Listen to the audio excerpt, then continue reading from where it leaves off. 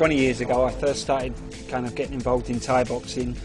A friend of mine came out to Thailand to train, said, oh, you got to go to Lumpini, Ratcham and that kind of thing, it's the real deal. And at the time I was kind of planned on having one trip for a month, a bit of training, maybe have a fight, see how it went, and I kind of came out and fell in love and with this whole of Thailand, the people, the food, you name it, you know.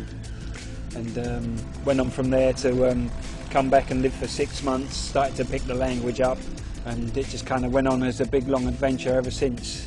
But mainly just purely about Muay Thai though. I've always been a huge fan of the whole of the scene in Thailand, the fighters, the sport itself, the excitement, the whole range of techniques. There's so many different aspects to the sport, you know. You've got the strong clinch fighters, the hard punchers that can finish a fight one shot like Anawat. You've got the technical masters like Sanchai that are just, skills are unbelievable. The atmosphere in the stadiums when you've got a big fight night and the gamblers are betting a lot of money on the fights.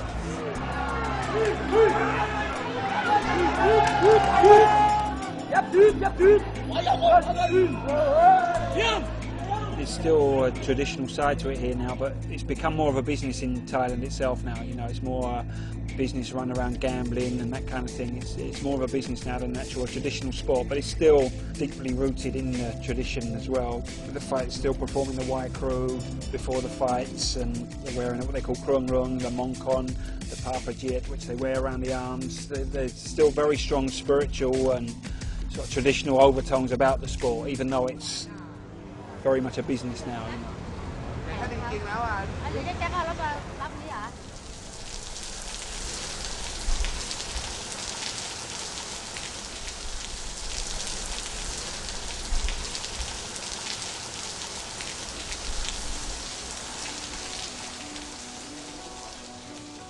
Khao Samrit Gym, it's got a very good reputation in Thailand. Not just for the quality of fighters it produces. I mean, it's won the Gym of the Year award in 2002. It was like runner-up, third place every other year.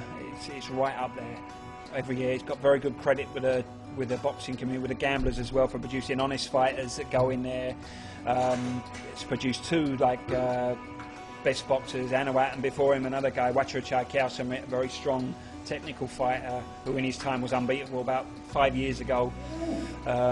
It's very well known, he's produced a lot of champions.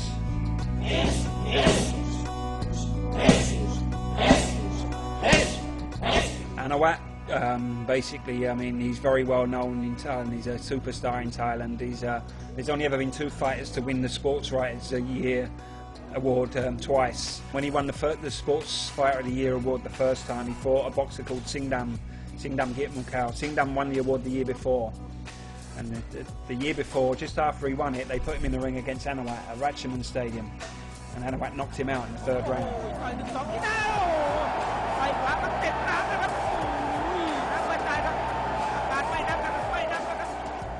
So he's a very explosive puncher. You can't blink when he fights, and you'll get a big crowd. He's still the highest paid fighter in Thailand, just purely on the pulling power he has to draw people into the stadium. Whether or not he wins or loses, there'll always be a big crowd to bet whether he's going to knock him out or not. I mean, if he doesn't knock his opponent out, chances are he loses comfortably on points. You know, he'll get beaten, out-pointed. The guys will, you know, they'll just stay away from the punches and pick him off. But if he hits them on the chin, 9 times out of 10, they don't get up.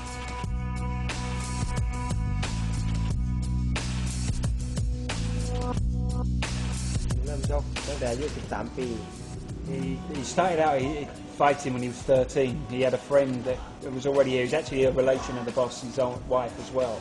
And he came up with his friend, and first of all he just came up to help out in the kitchen, cleaning up, that kind of thing. Saw the other guys training and fighting, making a name for themselves, and thought, I want to do that too. First fight he won KO, and that was it. He wanted to, I want more.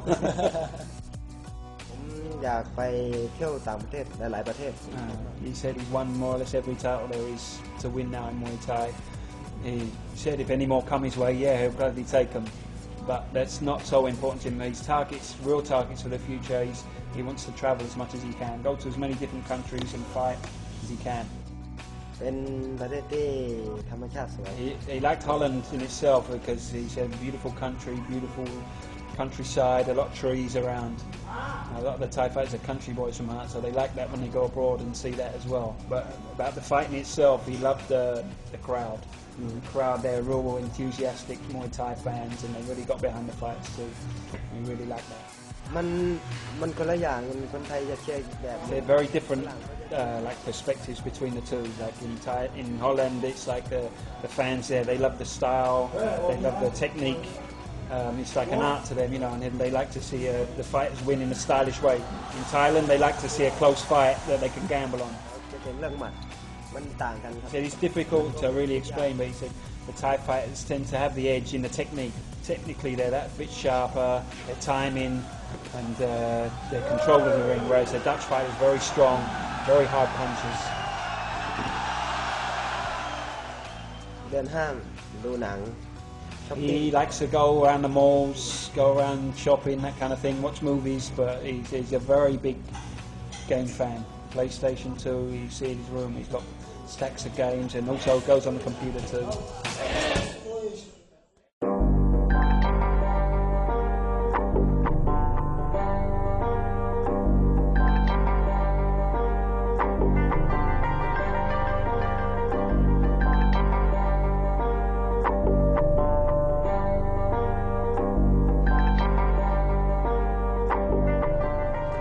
Fairtex Pattaya is far removed from most Muay Thai camps in Thailand as you can get. I mean, it's as you can see, a multi-million-pound leisure centre, resort, sports club, hotel.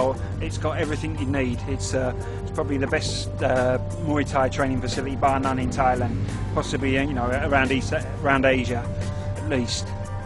Invested a huge amount of money into the place, and from the rooms, the accommodation, the training facilities, everything is world class. Yod Senklai, he was already a very famous fighter in Thailand before Fairtex. He came to Fairtex. He used to fight under the name Yod Senklai Pechindi. He was a very famous young fighter. The boxing computer, his nickname, very stylish, very good brain, very dangerous with his hands and elbows and strong kicks. He was Lumpini champion at the smallest weight. He got bigger and bigger. He's been in with a lot of big names in the past, and he's still very young. He got bigger and bigger. Then Fairtex decided to take his contract over, and they built him up as a bigger fighter. Since he's been at Fairtex, he's won the Lumpini welterweight title, the WBC World Championship at, I think, middleweight or light middleweight, the Thailand light middleweight, and he's become very dominant at the 70 kilo division. Very, very strong, explosive hitter, very hard punches, solid kicks.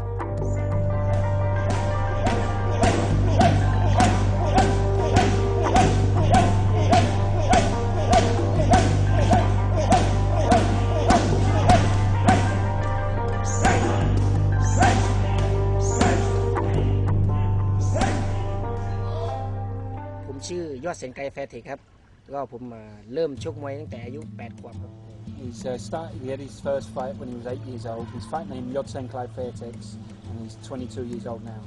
เทียครับพ่อแม่ผมก็ชอบที่พ่อแม่ชอบแล้วก็อย่าง He's basically his mother and father both like boxing as well, and his older brother and him, they were always fighting. So that was the decision, right? You like fighting so much, we get you in the gym.